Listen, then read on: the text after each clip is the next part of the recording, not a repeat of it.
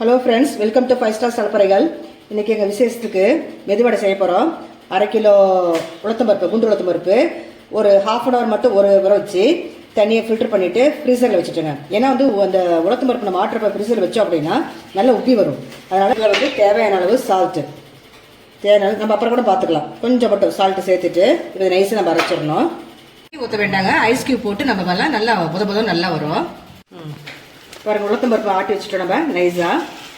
1 table spoon பச்சரிசி மாவு கொஞ்சமாக போடுங்க, போதும், இந்த அளவு இருந்தால் போதும். அதுக்கடுத்து தேவையான பொருட்கள் இங்கே பாருங்கள், பொடி பொடியாக நறுக்கின கொத்தமல்லி, கருவேப்பிலை. அடுத்து வெங்காயம், பெரிய வெங்காயம் 1 வெங்காயம் பொடி பொடியாக கட் பண்ணது. அதுக்கடுத்து இப்போ கொஞ்சம் சீரகம், அடுத்து கட்டி பெருங்காயம், பச்சை மிளகாய் 3 பச்சை மிளகாய் பொடி பொடியாக கட் பண்ணது, இஞ்சி பொடி பொடியாக கட் பண்ணது. அடுத்து மிளகு ஒரு 2 பொடி பொடி வச்சுக்கோங்க, ரொம்ப தூள் பண்ண வேண்டாம், 2 இது எல்லாத்தையுமே மிக்ஸ் பண்ணிக்கலாம். நம்ம சேர்த்து தேவையான உப்பு நம்ம அரைக்கும் போதே போட்டோம், 10 சேர்த்துக்கலாம் நம்ம.